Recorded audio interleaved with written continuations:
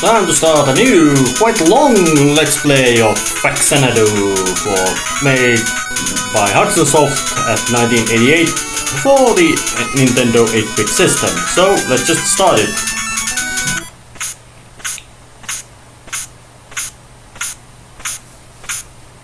Oh, that looks bleak.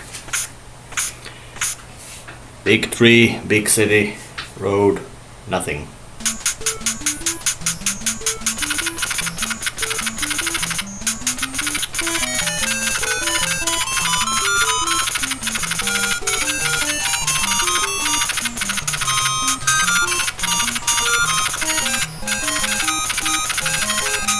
Yeah, well, something bad has happened, and that's the basic story. The hero arrives to his home city, which is in a bad state. And right away we're told what to do. And the basic hero and the game approaches with scrolled screen, and the hero and, well, how to say, I just call him Dude. And there's some monsters around, but heroic presence can approach just fine. And this game might be, you could call this to be something like a, oh damn it, I forgot one thing. Might be called some sort of a, you could call it pre-Metroidvania or proto-Metroidvania, as in it employs many methods and tactics, strategies, however you wanna call it, common to Metroidvania, but also does not follow.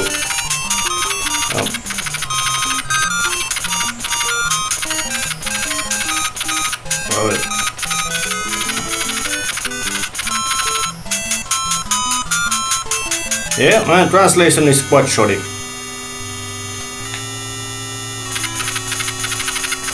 So yeah, if you don't see the guru, you can't see the king. So yeah, first meet the guru, then meet the king. So now I'm gonna go and say hello to Arthur King with a brain of a duck, or however you wanna call it. Jump, jump. Those things, of course, do damage because they are big spiky things, but generally they're quite harmless.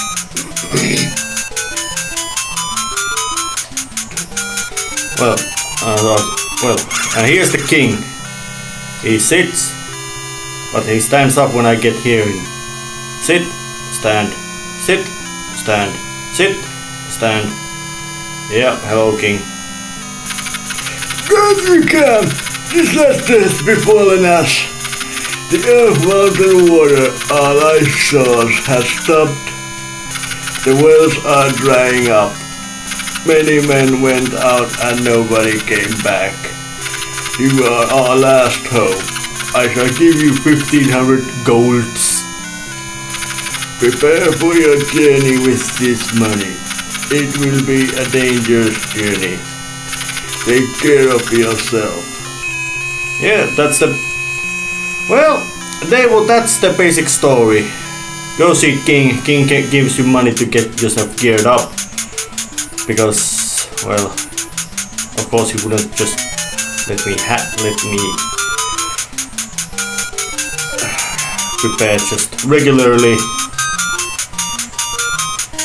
So let's just do that. Get ourselves equipment.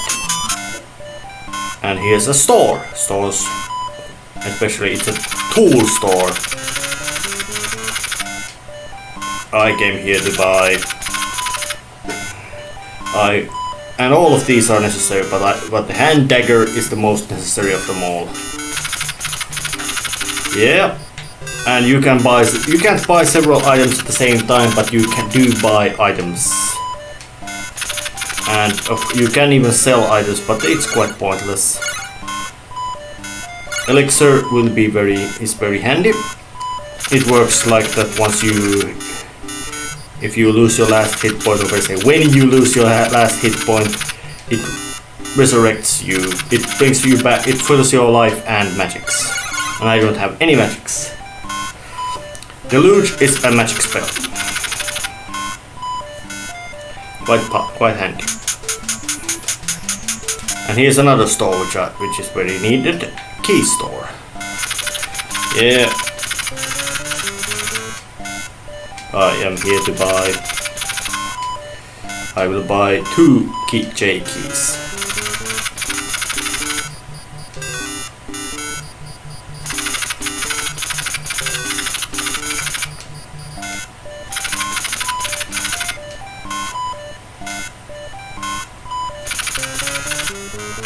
And now, once I have gotten all my equipment, it's time to equip it. With the select button you can get your menu of weapon. Let's pick the hand dagger and magic. Let's pick the deluge. But I can't use magic because I don't have any. And there's a home with a couple of people you can go to harass them. And what is this guy doing? Oh.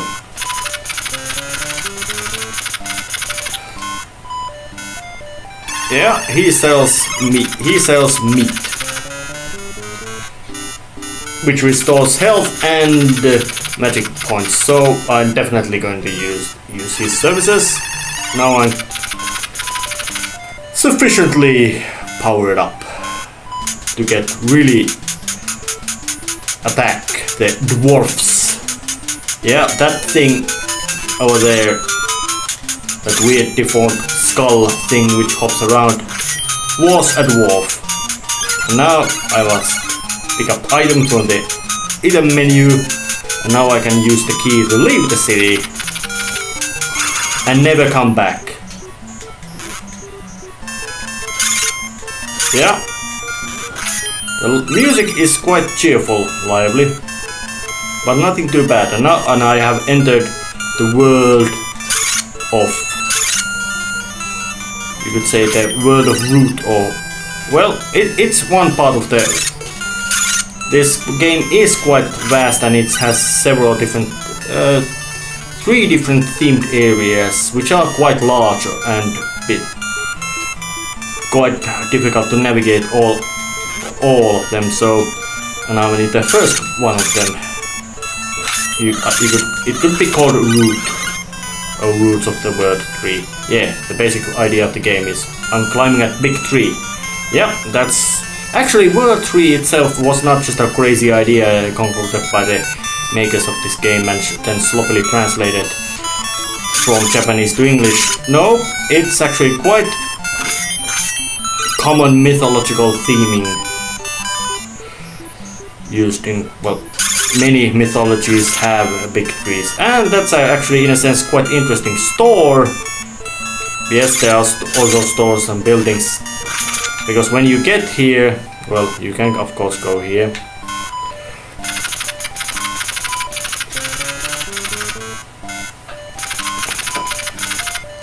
Yep, he's selling the second best magic spell in the entire game and the best shield in the entire game. So yeah, if you wanna get yourself really powerfully equipped, especially with that shield, you can do a lot of grind. You are gonna do lots of grinding to get that, but I'm not gonna do that. I'm gonna go through the square way. So here's another store. Oh no, alright, new city. Yes, there's also big cities. Or we can say cities between these worlds. And he sells, well, same stuff as before, but now there's a small shield as well. So, but I don't have money for that, which is a bit of a bother. So let's talk to here. Oh, it's a world of trunk.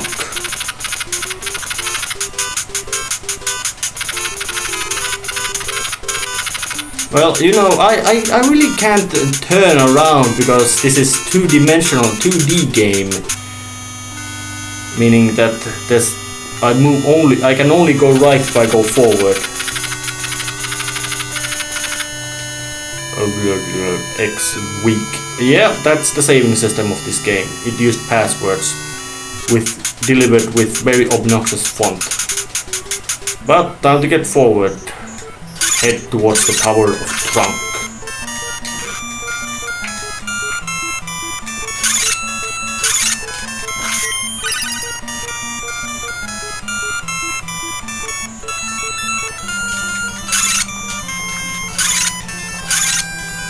And the fighting system in this game is, I could not say it to be bad, but it's a bit of a, you could say loose.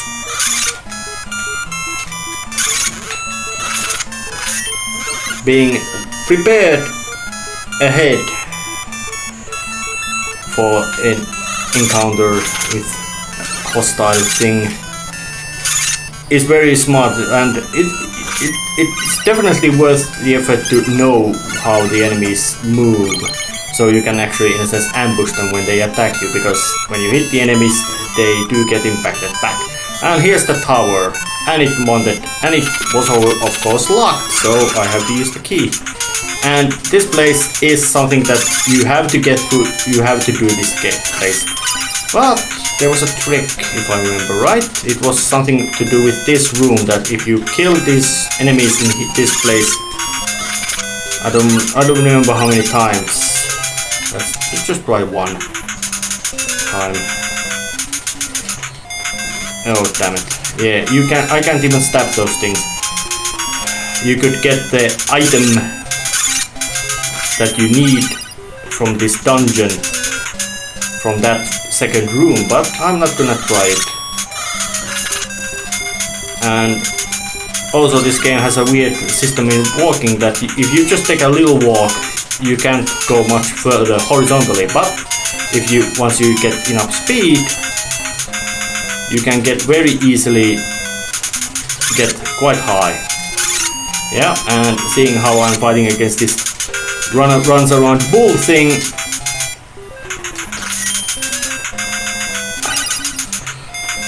by baiting his approach, I can just simply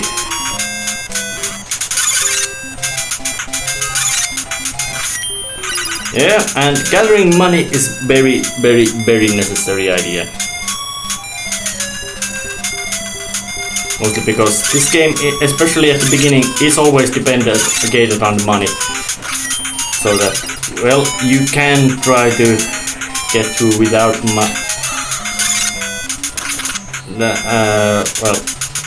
most of the upgrades you're gonna get in this game, like extra armor, shields, weapons and that, are both in stores. You don't find them except the last, which is definitely needed. Basically in this game you could perhaps, in a sense, you could cope by just with the starting dagger and the final weapon you get in this game. Let's wait these spiky goblet things to get by me. I don't wanna take any extra damage. And here a boss called Vivian, or however. Actually it's a dwarf transformed. It shoots fireballs with a predictable rhythm, then it flops around. It's quite, you could say, predictable, and you can just stand here and keep stabbing and it will eventually die. But I'm trying to do this a bit faster. Of course you could try to do a more aggressive tactic, but I don't recommend it.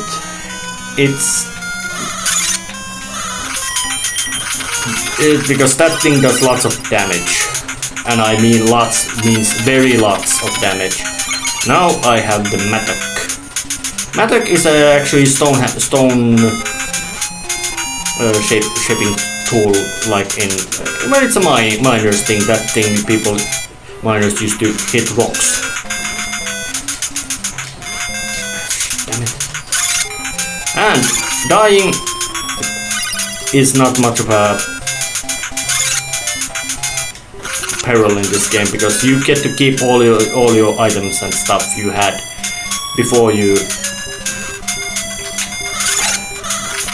Meaning that if I would die, I would still have my Matka. Yeah, I'm not gonna even bother fighting you, punk. Not bothering. Not bothering. You, I am bothering. Just out of spite.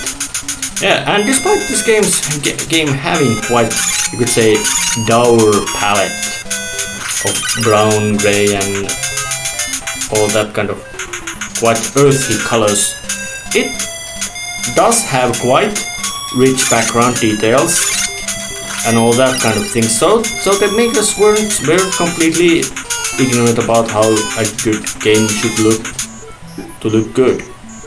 Or better say, they just wanted to make this earthy graphical tone. But before I'm getting forward, I'm now going to buy myself a shield.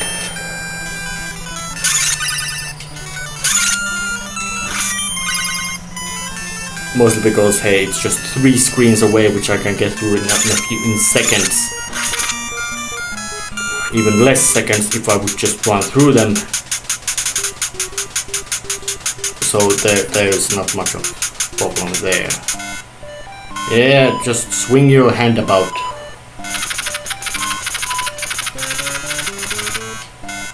Yeah, you sell tools. Give me, I will buy your small shield. Yeah. And small shields actually protect you from magic with a bit of a strange way, because when you are equipped with a shield and you take a hit from magics, or say projectile attacks, hi nurse.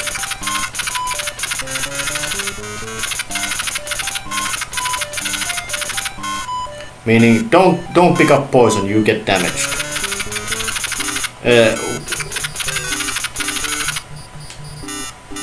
You didn't ask anything about do I need ask my approval, but this is hospital. Hospitals heal you completely, which is very handy. But they tend to be much more expensive than the basic, well, the guys who sell dried meat. Although not every city has hospital or a guy to sell dried meat, so recovery in the cities might not always be as easy, but still getting forward with a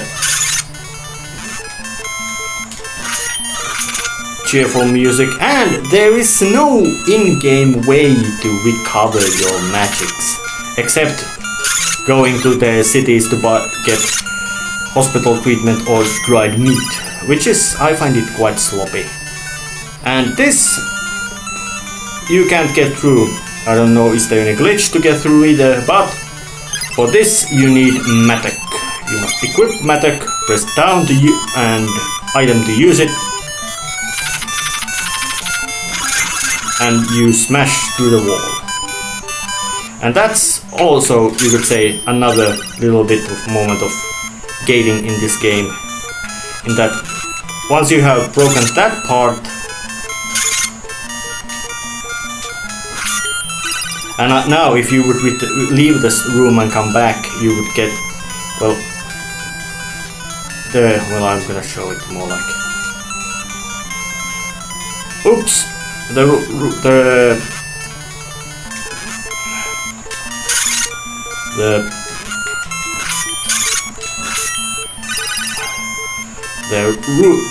I have no more Matka, and the wall is back, so damn, I'm stuck.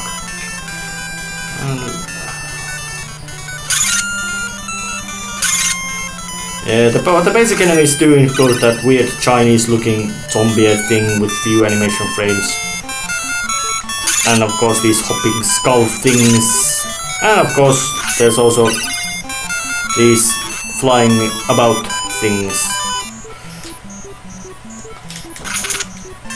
which once you strike them, they fly with predictable patterns. And there is also, I find it a bit of annoying thing, is that there is no special dedicated button for dropping off the ladders, which makes, I don't think no hit run of this game is actually physically possible to make, seeing that how often you are stuck in a different ladders and all that kind of places, just being bombarded and hit or having difficulties getting out of them. And that glove-like object over there is, well, it boosts your attack power for a little while, but I think that's the only time in this game that it actually is anything there. So yep. So I really don't know that. Well, this game in a sense has that kind of feeling that it's much less. It has much more ideas and systems the developers intended to make use of, but they, for reasons I don't know, never did. And now I write the second city, and of course, well, let's have a chat with the whoever is this walking about. Forpov.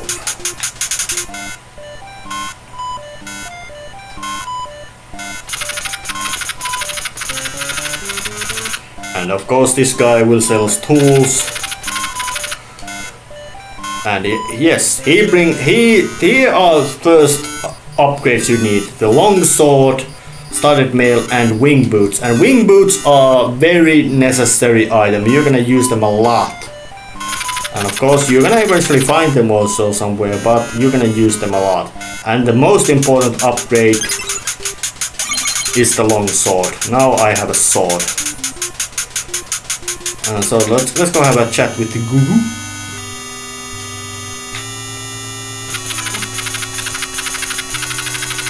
And these titles are in a sense checkpoints gained by with your experience points, so that makes it a bit different. But I will have to do some grinding to get by myself the studded mail and the wing boots and all that kind of nonsensery. And I will end this episode right here as well. This was the first part of Faxanadu, game very important to me. So I will see you next time. See ya!